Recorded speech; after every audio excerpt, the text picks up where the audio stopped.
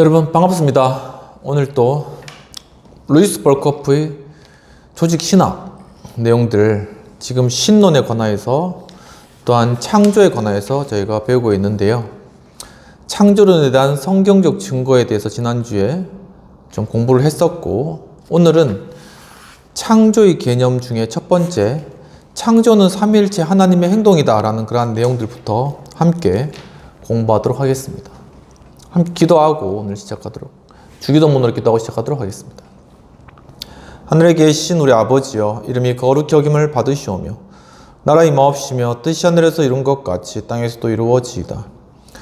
오늘날 우리에게 일용할 양식을 주옵시고, 우리가 우리에게 죄 지은 자를 사하여 준 것 같이 우리 죄를 사하여 주옵시고, 우리를 시험에 들지 말게 하옵시고 다만 악에서 구하옵소서. 대개 나라와 권세영광이 아버지께 영원히 있사옵나이다. 아멘.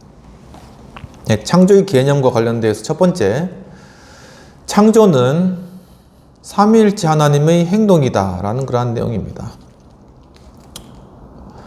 성경은 우리에게 삼위일체 하나님이 창조의 조성자이며, 또한 이 사실에서 하나님이 우상들과 구별된다 라는 것을 또한 가르치고 계십니다.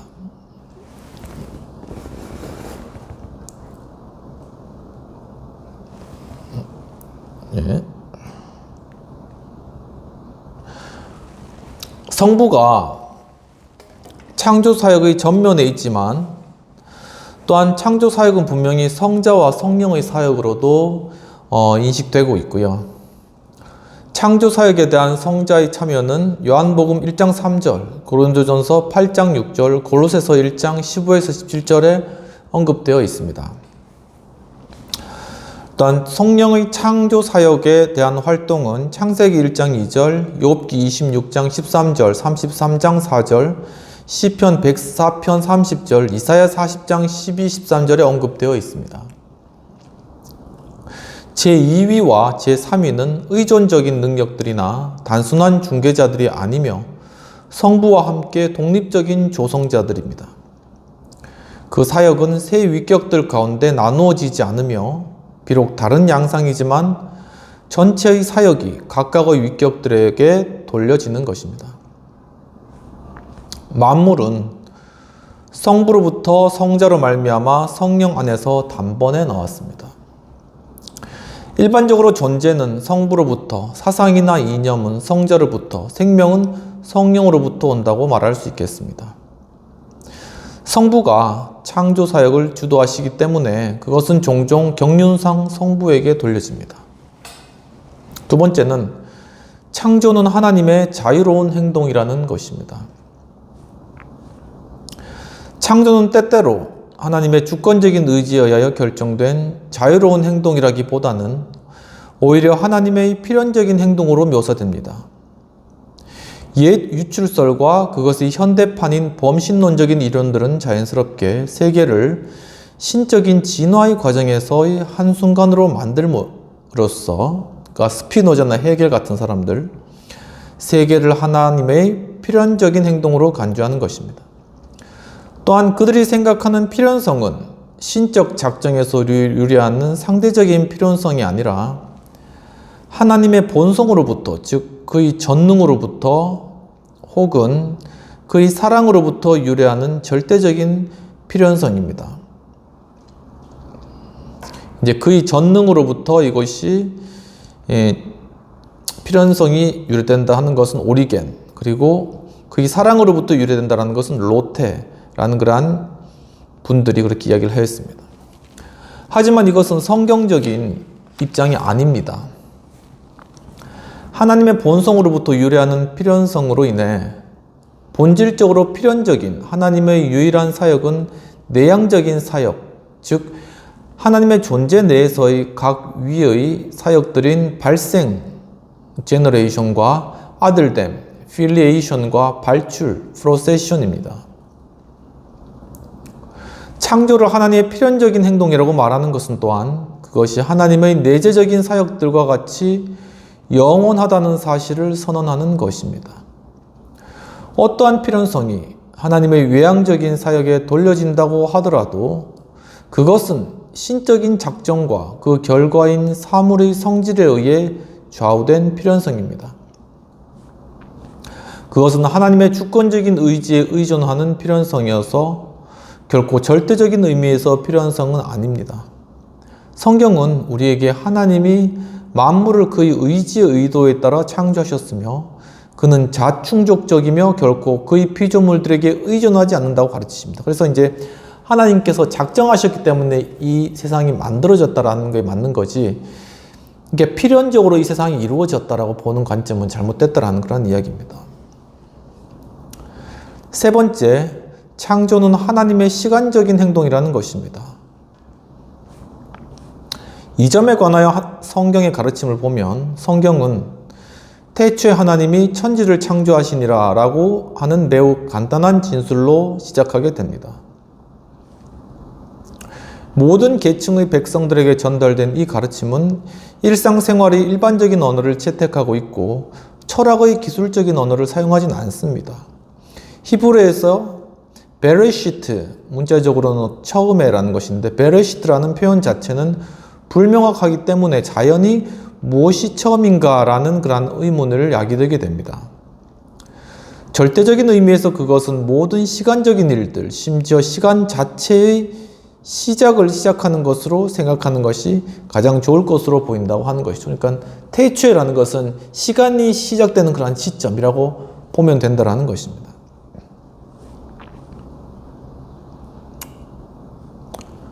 그러나 카일이란 분은 그것을 창조사역의 시작을 언급하는 것으로 생각합니다. 전문적으로 말하자면 시간은 이미 하나님이 세계를 창조하실 때 이미 존재하고 있었고 그가 태초라고 불리는 존재하고 있던 시간이 어떤 시점에 우주를 생성시켰다고 가정하는 것은 옳지 않습니다. 시간은 모든 피조된 존재의 형태들 중에 하나일 뿐이므로 창조 전에는 존재할 수가 없는 것이기 때문입니다. 그러니까 시간 역시도 하나님께서 창조하셨다 그런 내용인 것입니다. 그런 이유 때문에 아우구스티누스는 세계가 시간 내에서 창조되었다고 주장하기보다는 시간과 함께, 이게 라틴어로 쿰 템포레라고 하는데 시간과 함께 창조되었다라고 말하는 것이 더 옳다고 생각하였습니다. 성경의 첫 진술이 세계가 시간을 가지고 있다는 점을 가르쳐 준다는 것에 가장 큰 의미가 있습니다. 성경의 다른 부분에서도 이 태초가 언급됩니다. 마태복음 19장 4절이나 마가복음 10장 6절과 같은 그러한 구절들이 되겠습니다. 세계가 시작이 있다는 사실은 또한 시편 90편 2절의 산이 생기기 전, 땅과 세계도 주께서 조성하기 전, 곧 영원부터 영원까지 주는 하나님이시니이다 라는 것과 시편 102편 25절에서 주께서 옛적에 땅의 기초를 두셨사오며 하늘도 주의 손으로 지으신 바니이다 라는 것과 같은 말씀에서도 분명히 언급되는 사실이라는 것이죠. 이 세계라는 것은 어떤 시작되는 시간이 있다라는 것, 시간도 하나님께 창조하셨다라는 그런 관점이라는 것입니다. 그런데 이제 두 번째로는 창조론에서 나타나는 문제점과 관련된 것입니다. 창세기 1장 1절에 언급된 태초 이전에 하나님만이 존재하셨던 시작이 없는 영혼을 전제해야 하는 것입니다. 하나님의 영원한 삶에서 이러한 공백의 시기들을 어떻게 채워야 하는가라는 그런 문제인 것이죠. 하나님은 세계의 창조 이전에 무엇을 하셨는가? 활동하시지 않는 하나님, 데우스 오티오수스, 그 하나님을 생각하는 것은 거의 불가능한 것이죠. 그것은 그가 대개 순수 행동, 악투스 푸루스라고 하는 순수 행동으로만 생각되기 때문이라는 것입니다. 그는 성경에서 언제나 일하시는 분으로 묘사됩니다. 그러면 우리는 하나님이 무활동의 상태에서 활동의 상태로 옮기셨다라고 말할 수 있는 것인가 하는 부분들이죠. 또한 무창조적 상태에서 창조적 상태로의 전이가 그의 불변성과 어떻게 조화되어야 하는가라는 그런 문제도 있다는 것입니다. 그리고 만약 그가 창조하려는 영원한 목적을 가지셨다면 왜 그는 그것을 즉시 실행하지 않으셨을까라는 질문도 할 수 있고, 왜 그는 그의 계획이 실행되기 전에 전체의 영혼이 경고하도록 허용하셨는가? 또한 왜 그는 그의 창조 사역을 위하여 특별한 한순간을 선택하셨는가? 라는 그러한 질문이 있을 수도 있겠습니다. 세 번째는 이 문제를 위하여 제안된 여러 가지 해결책입니다. 살펴보도록 하겠습니다. 첫 번째는 영원한 창조론이 되겠습니다. 오리겐, 스코투스, 에리게나, 로테, 도르너, 플라이더러와 같은 이들에 의하면 하나님은 영원 전부터 창조해 오셨으며 따라서 비록 피조물이며 또한 의존적일지라도 세계는 하나님 자신과 같이 영원하다고 보았습니다. 이것은 하나님이 전능성, 무시간성, 불변성, 사랑으로부터 논의되었으나 이들 중 어느 것도 필연적으로 그것을 암시하거나 포함하지는 않습니다. 이 이론은 성경과 모순될 뿐만 아니라 이성에도 상충됩니다. 그것은 첫 번째로는 영원한 창조가 용어선 모순이라는 것입니다. 영원한 창조, 그것이 모순이라는 것이죠. 두 번째는 시간의 법칙에 종속되는 현 세계에 적용되는 영원한 창조 개념이 시간과 영원이 동일시에 근거하기 때문인데 이 두 개념은 본질적으로 다르다고 보고 있습니다. 조금 말이 어렵는데 시간의 법칙에 종속되는 현 세계는 시간의 법칙에 종속되잖아요. 거기에 적용되는 영원한 창조 개념, 이 세상을 다스리는 시간의 법칙에서 영원한 창조 개념이 적용되는데 그것이 시간과 영원의 동일시에 근거하고 있다. 그러니까 이 영원이라는 것과 시간은 동일한 것이다. 이렇게 보는 것이죠. 시간적인 관점에서 보는 것이 그것도. 근데 이 두 개념은 본질적으로 다르다. 즉 영원이라는 개념하고 또한 시간이라는 개념은 똑같은 그러한 선상의 개념이 아니라는 것입니다. 두 번째는 시간과 영혼의 주관성, 서브젝티비티, 주관성의 이론입니다. 스피노자나 헤겔, 그린과 같은 관념 철학자들은 시간과 영혼의 구분이 순전히 주관적이며 인간이 유한한 입장에 기인한다고 주장하고 있습니다. 따라서 그들은 우리로 하여금 더 높은 관점을 갖게 하며 사물들을 영원의 관점에서 고려하게 합니다. 우리의 의식에서는 시간적 발전, time development, 시간적 발전으로 존재하는 것이 신적 의지에서는 단지 영원히 완전한 전체로 존재하는 것입니다. 그러나 이 이론은 앞의 것과 마찬가지로 성경과 모순됩니다. 더욱이 그것은 객관적인 실체들을 주관적인 의식의 형태들로 바꾸며 모든 역사를 환상으로 환원시키는 것입니다. 결국 시간 발전은 현실이며 우리의 의식적인 삶과 우리를 둘러싼 자연의 삶에는 연속성이 있는 것이죠. 즉 어제 일어난 일들이 오늘 일어나고 있는 일들이라고 봐서는 안 된다는 것입니다. 이제 네 번째로는 해결책이 모색되어야 될 방향은 과연 무엇인가? 그럼 어떻게 해결책을 제시할 것인가라는 부분인데 이제 고려되는 문제와 관련하여 오르 박사님은 해결책은 시간과 영혼의 관계에 관한 적합한 개념을 설정하는 데 있다라고 옳게 말했다고 하였습니다. 그는 그가 보는 한 이것은 아직 만족할 만큼 성취되지 않았다고 덧붙이는데 여기서 부딪힌 상당한 문제점들은 의심할 바 없이 우리가 영혼을 시간이 무한한 연장으로 지나치게 생각하고 있다는 사실에 기인하고 있다는 것이죠. 예를 들면 우리가 세계의 창조 이전의 하나님의 비교적 무활동의 시기들에 관하여 말할 때와 같은 것입니다. 하나님의 영혼은 무한히 연장된 시간이 아니라 우리가 아무런 개념도 형성할 수 없는 본질적으로 다른 어떤 것이 되겠습니다. 그러니까 영혼이라는 것이 어떤 시간적 개념이 아니라 우리가 상상할 수 없는 어떤 영의 세계에 속한 것이라는 것이죠. 하나님의 영혼은 무시간적인 존재, timeless existence, 곧 영원한 현존, eternal presence라고 합니다. 오랜 과거와 가장 먼 미래가 다 그에게는 현존하는 것이겠죠. 그는 그의 모든 사역에서 활동하시는 데 따라서 창조에서도 영원한 존재로서 활동하시며 우리는 창조를 시간의 영역으로 들어오는 하나님의 행동으로 끌어낼 아무런 권리도 없습니다. 어떤 의미에서 이것은 영원한 행동으로 불릴 수 있으나 하나님의 모든 행동들이 영원하다는 의미에서만 그러한 것입니다. 그것들은 모두 하나님의 행동들, 즉 영원에서 이루어지는 사역들입니다. 하지만 이것은 성자의 발생과 같은 의미에서는 영원한 것이 아닙니다. 왜냐하면 성자님, 예수님이 이 땅 가운데 인간으로 오셨기 때문에 이 세상의 시간적인 관념에 그때는 지배받기 때문입니다.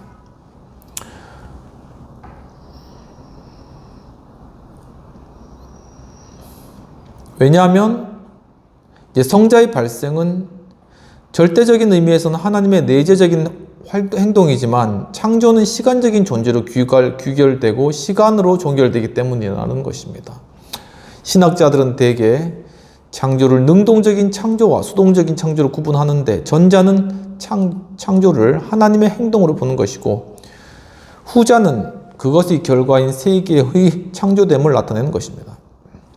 전자는 시간의 연속성에 의하여 표시되지는 않지만 후자는 표시된 것이죠.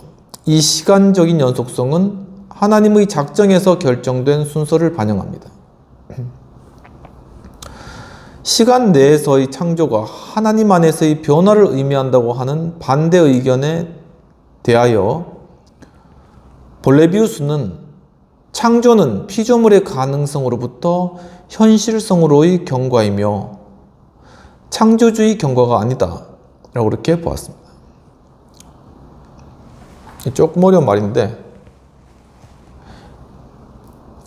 시간 내에서 창조하는 것이 하나님 안에서 어떤 변화하는 것이다. 하나님께서 이 시간적인 흐름에 따라서 어떤 변화를 겪으신다는 것인데 그것이 이제 창조주가 시간이 지남에 따라 경과하는 그러한 시간적 존재가 아니라는 것이죠.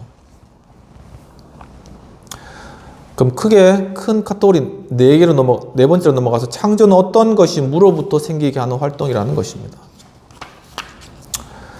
첫 번째, 창조론은 절대적으로 독특하다는 것이죠. 세계의 기원에 대해 상당한 고찰과 함께 여러 이론들이 제안되었습니다. 어떤 이들은 세계가 영원하다고 선언했으나 다른 이들은 세계 내에서 적대적인 영들의 소산물로 보았습니다. 영기주의자들은 그렇습니다. 어떤 이들은 세계가 하나님이 형성하셨던 이미 존재하고 있던 물질로부터 이루어졌다고 주장하기도 했고 플라톤 같은 경우에 다른 이들은 세계가 신적인 본질로부터 유출에 의하여 기원되었다고 주장했다는 것이죠. 시리아파의 영지주의자들이나 스베텐볼이라는 분들. 또 다른 이들은 세계를 만물의 숨겨진 근거인 절대자의 현상적인 나타남으로 간주했다는 것입니다. 이 범신론적인 그런 태도입니다. 이러한 인간들의 모든 헛된 사변들에 반하여 성경적 창조론은 장엄하게 태초에 하나님이 천지를 창조하시니라고 표명했다고 합니다. 두 번째, 창조하다를 나타내는 성경적인 용어들입니다. 앞에서 지적된 것처럼 창조 설화에서는 세 가지 단어들, 즉 바라와 아사와 야차르가 사용되었는데 그것들은 성경에서 교대로 사용되고 있습니다. 창세기 1장 26, 27, 2장 7절 이런 곳에서 바라라는 단어가 이제 가장 중요한데 그것의 원래 의미는 쪼개다, 자르다, 나누다이지만 여기에 더하여 또한 만들다, 창조하다를 의미하기도 합니다. 좀 더 파생적인 의미로는 산출하다, 출생하다, 재생시키다를 나타내기도 하는 것입니다. 그 단어 자체는 어떤 것을 무로부터 생성하다라는 그러한 개념을 가지고 있지 않은데 그것은 이 단어가 섭리의 사역들에도 사용되기 때문이라고 합니다. 그러나 그것은 독특한 특성을 가지고 있어 항상 신적인 산출물에 관하여 사용되고 인간적인 산출물을 위하여서 사용되지는 않는다고 하는 것입니다. 또한 물질을 목적적으로 취하지 않는데 바로 그런 이유로 인하여서 하나님의 사역의 위대함을 강조하는 데 사용되었습니다. 이 바라라는 단어가 그렇다는 것입니다. 그리고 아사라는 단어는 좀 더 일반적으로 행하다, 만들다를 의미하는데 일반적인 의미에서 행하다, 만들다, 제조하다, 형성하다라는 그런 의미가 되겠습니다.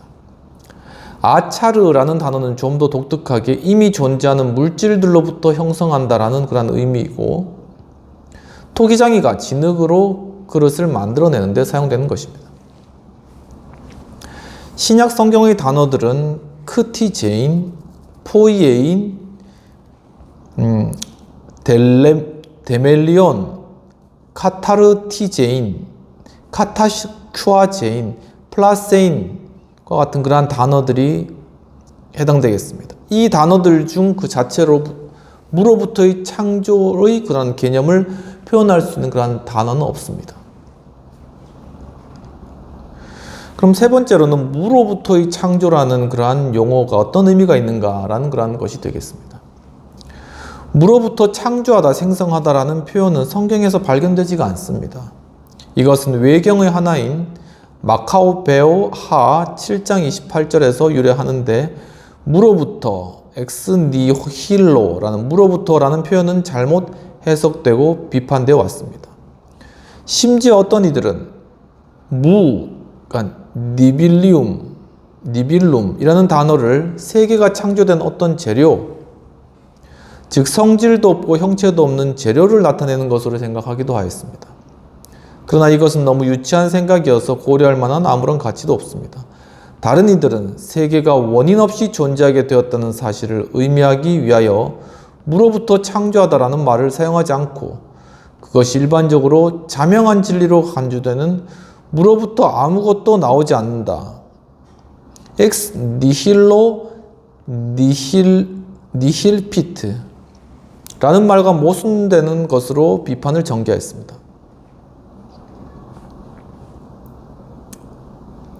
그러나 이 비판은 완전히 부당한 것입니다.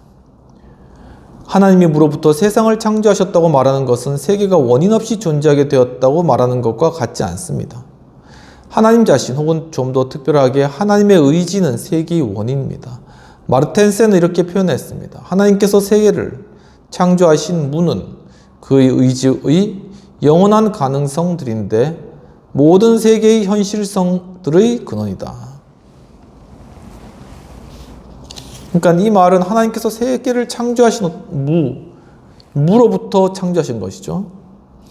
는 그의 의지의 영원한 가능성, 무라는 것은 그의 의지의 영원한 가능성을 나타내는 것이고, 그래서 이 무라는 것은 모든 세계의 현실성의 근원이다. 이 무로부터 모든 것이 탄생되었으니까 마치 블랙홀과 같이 좀 그런 의미가 있네요.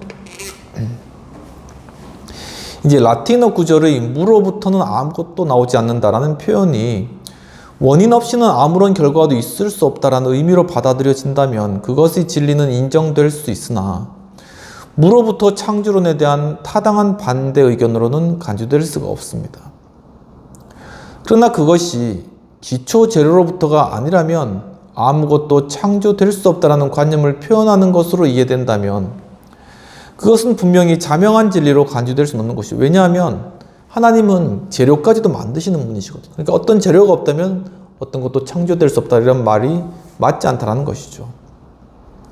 그러나 그 구조의 인간의 사역들이 관계하는 일상 경험의 진리를 표명한다고 하더라도 하나님의 전능하신 능력의 사역에 관한 그것의 진리를 입증하지는 못합니다. 하지만 무로부터의 창조라는 표현이 오해되기 쉽고 또한 종종 오해되어 왔다는 사실을 고려해 볼 때 기존의 재료를 사용함이 없는 창조라고 말하는 것이 더 좋을 것입니다. 그러니까 무로부터 창조라는 것은 좀 여러 가지로 오용될 수가 많기 때문에 그냥 창조라고 이야기하는 것이 낫다는 것입니다. 네 번째는 무로부터의 창조론의 성경적 근거가 되겠습니다. 창세기 1장 1절은 창조 사역의 시작을 기다리고 있으나 하나님이 기존 재료로부터 세계를 생성하신 것으로 묘사하지 않는 것이 분명합니다.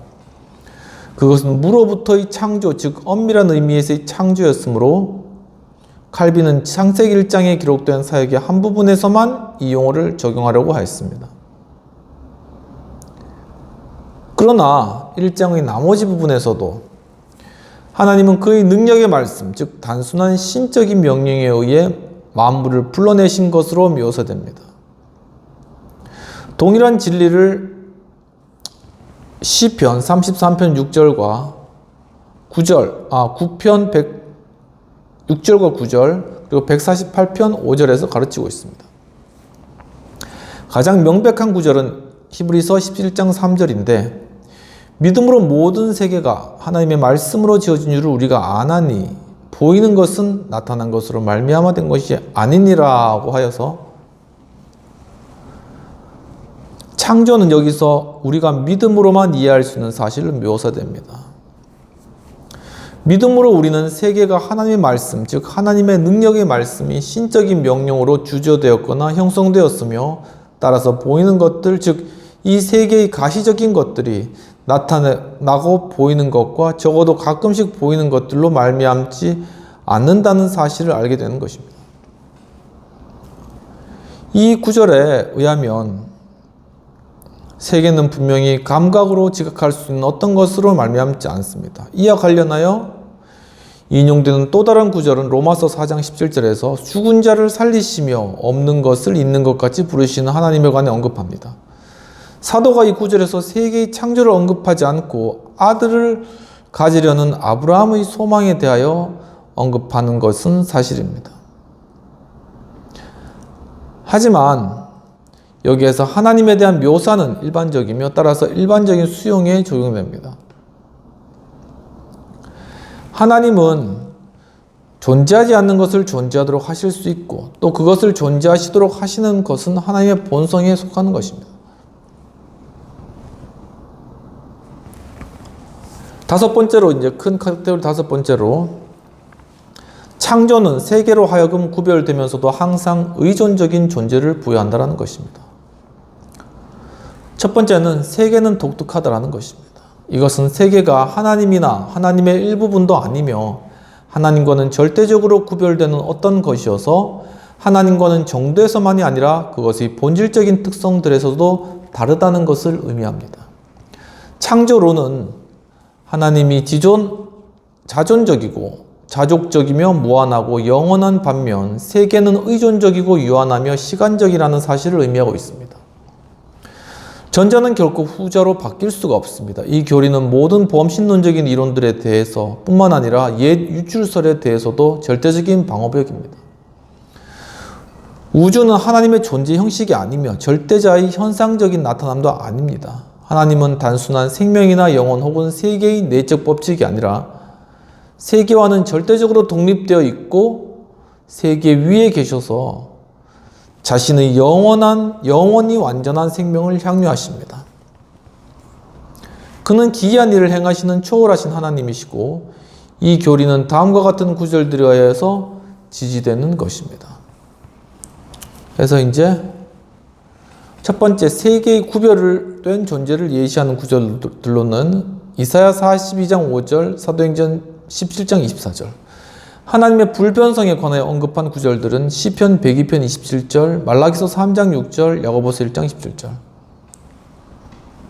하나님과 피조물을 비교한 구절은 시편 90편 2절, 102편 25에서 27, 103편 15에서 17, 이사야 2장 21절, 22장 21절과 22장 17절 등등입니다.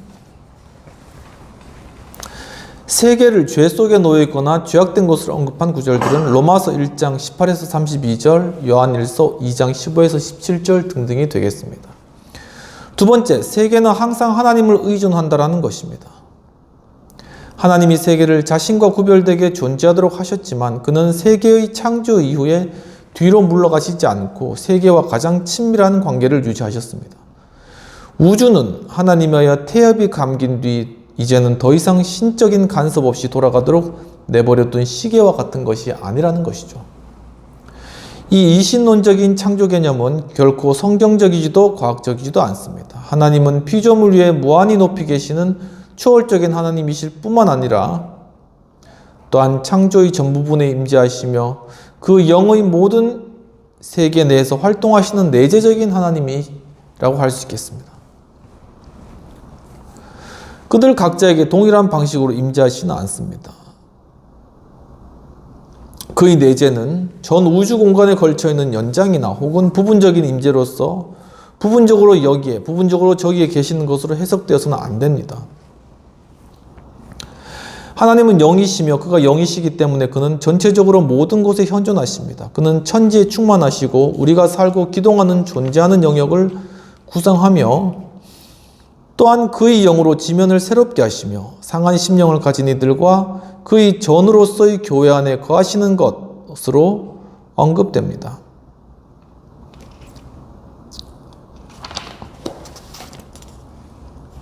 오늘 여기까지 하고 358페이지에 초월과 내재 양자가 다 한 성경의 구절에 에베소서 4장 6절에 언급되어 있다라는 그런 부분들부터는 다음 시간에 하도록 하겠습니다. 함께 기도하도록 하겠습니다.